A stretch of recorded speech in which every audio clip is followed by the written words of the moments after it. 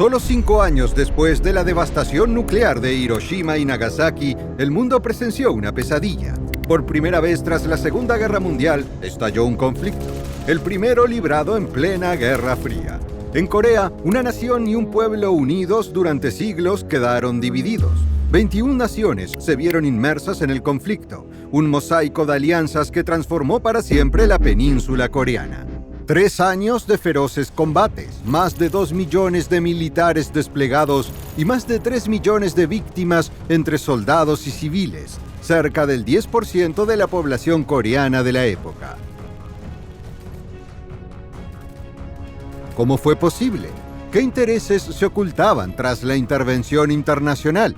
¿Y por qué, después de más de 70 años, aquella guerra no ha terminado y aún repercute en el presente?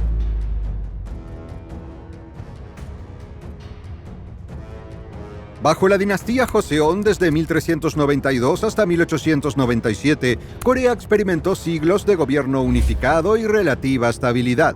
Con una superficie de unos 220.000 kilómetros cuadrados y una población que, a fines del siglo XIX, rondaba los 13 millones de habitantes, la península se extendía entre el Mar Amarillo al oeste y el Mar de Japón al este. Su capital, Hanseong, hoy Seúl, situada estratégicamente en la región noroeste. En 1897, tras reformas internas y presiones externas, Corea se proclamó imperio coreano, buscando modernizar sus estructuras políticas. Sin embargo, pronto se convirtió en pieza codiciada de la competencia geopolítica entre potencias internacionales interesadas en esta zona clave: China, Rusia y Japón. La victoria japonesa en la Guerra Ruso-Japonesa de 1905 estableció un protectorado sobre Corea, imponiendo mayores límites a su soberanía. En 1910, con la anexión formal por parte de Japón, comenzó un largo periodo de dominación colonial que transformaría de manera profunda y duradera el destino de toda Corea.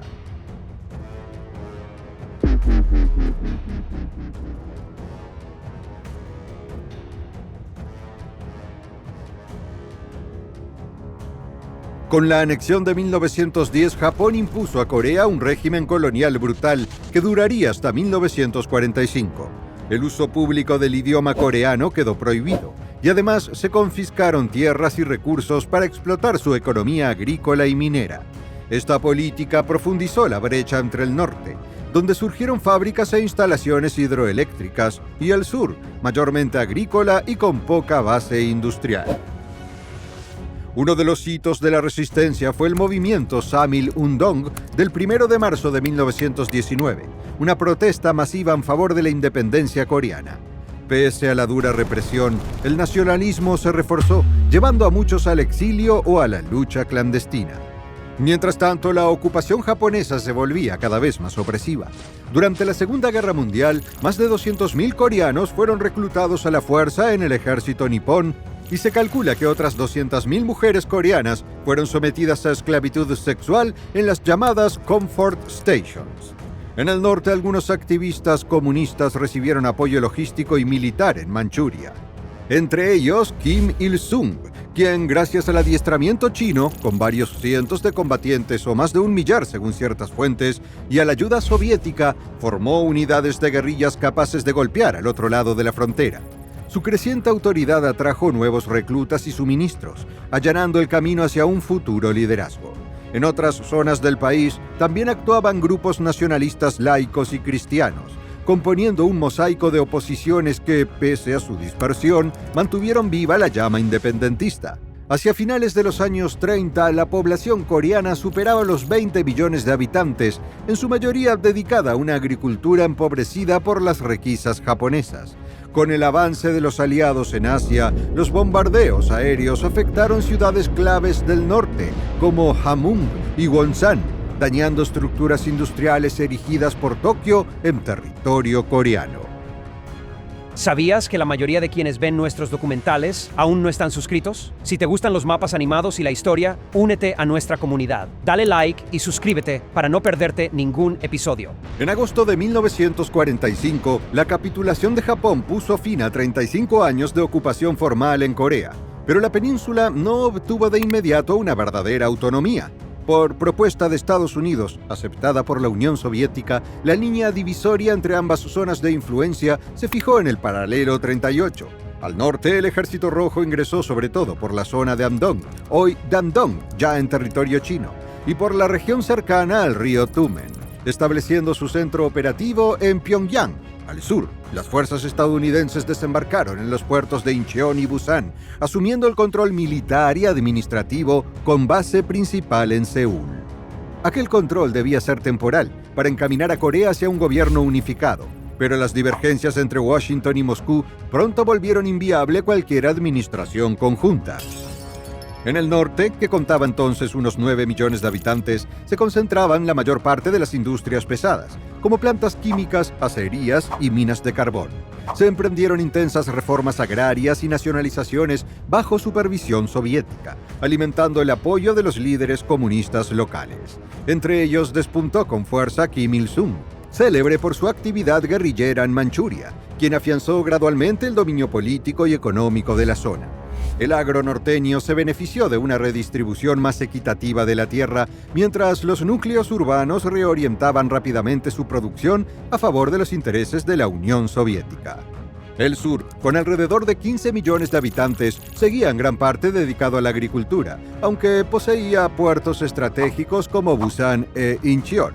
Allí la ocupación estadounidense operaba en un entorno de crecientes tensiones sociales, marcadas por protestas populares y choques violentos con las fuerzas de seguridad. Muchos grupos de izquierda fueron reprimidos, mientras otras facciones defendían una línea abiertamente anticomunista.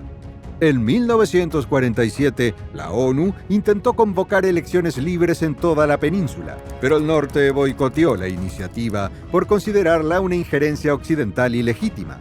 Al año siguiente surgieron oficialmente 2 estados. En el sur, la República de Corea, presidida por Syngman Rhee, un ferviente anticomunista dispuesto a reunificar el país incluso por la fuerza. En el norte, la República Popular Democrática de Corea con Kim Il-sung al mando. Esta separación, desencadenada por la escalada entre Estados Unidos y la Unión Soviética, dibujó las fronteras de una fractura que pronto desembocaría en un conflicto todavía más cruento.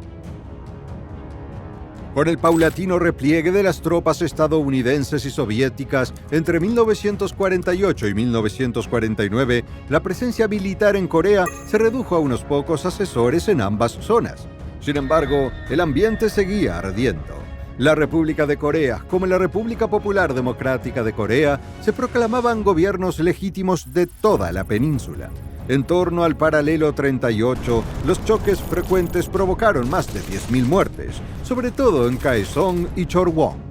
En el norte, el ejército superaba los 130.000 efectivos, contando con unos 150 carros T-34 y abundante artillería ligera y pesada de origen soviético.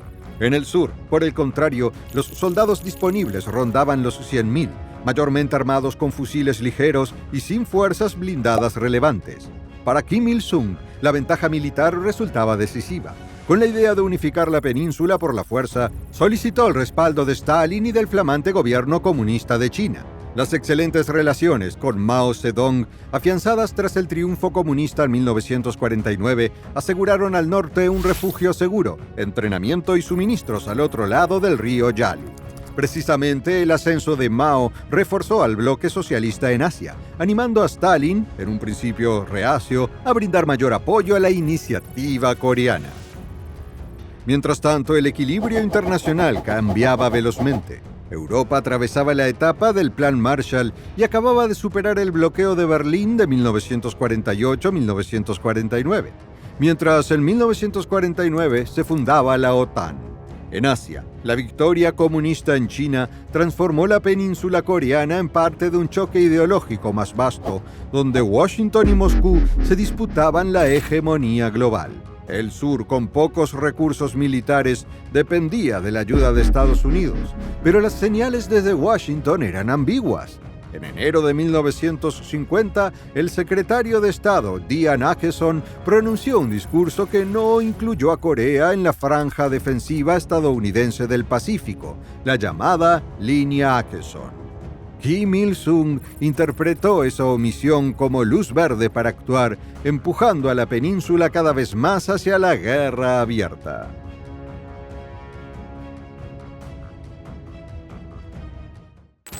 En la primavera de 1950, luego de intensas conversaciones con Kim Il-sung, Stalin aprobó el plan de invasión de Corea del Sur con la condición de que Mao Zedong estuviese dispuesto a intervenir de ser necesario.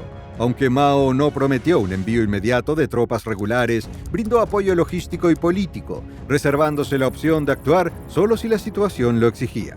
El norte, seguro de la Alianza Socialista, reunió a más de 135.000 soldados a lo largo del paralelo 38, respaldados por más de 150 carros T-34 y cientos de piezas de artillería de fabricación soviética. En el sur, las fuerzas disponibles eran inferiores a los 100.000 efectivos, en su mayoría con armamento ligero y sin blindados. Los servicios de inteligencia surcoreanos habían notado movimientos inusuales cerca de la frontera, pero se subestimó el alcance y el momento de la ofensiva. En la madrugada del 25 de junio de 1950, a las 4 de la mañana, el ejército norcoreano lanzó un ataque simultáneo en varios frentes, sorprendiendo a un ejército surcoreano poco preparado. En apenas 3 días cayó Seúl, con un éxodo masivo de civiles al sur y un ambiente de pánico en la retaguardia. Mientras tanto, la Unión Soviética boicoteaba el Consejo de Seguridad de la ONU por la controversia sobre el asiento chino, quedando incapacitada para ejercer el veto. Estados Unidos aprovechó para aprobar una resolución que autorizaba la intervención militar en Corea. Surgió así una coalición bajo el mandato de la ONU compuesta por 16 países, entre ellos Estados Unidos, Reino Unido, Australia, Canadá, Turquía y otros Estados miembros que enviaron tropas al terreno. La invasión norcoreana marcó el inicio de la primera gran crisis bélica de la Guerra Fría. Washington reaccionó con un imponente despliegue de hombres y equipos, convencido de que la caída de Seúl era solo el primer paso de un choque destinado a redefinir los equilibrios en Asia Oriental. Las alianzas occidentales puestas a prueba en Corea seguirían siendo cruciales en los años siguientes, sentando las bases de un nuevo orden mundial en el que el enfrentamiento ideológico entre bloques antagónicos se intensificaría.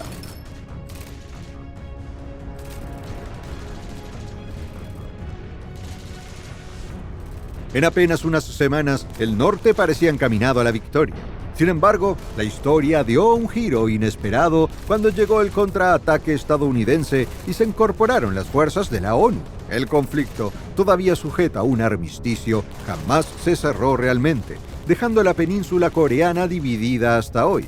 Para descubrir cómo evoluciona esta sangrienta guerra, suscríbete al canal, activa la campanita y no te pierdas los próximos episodios. Gracias por acompañarnos.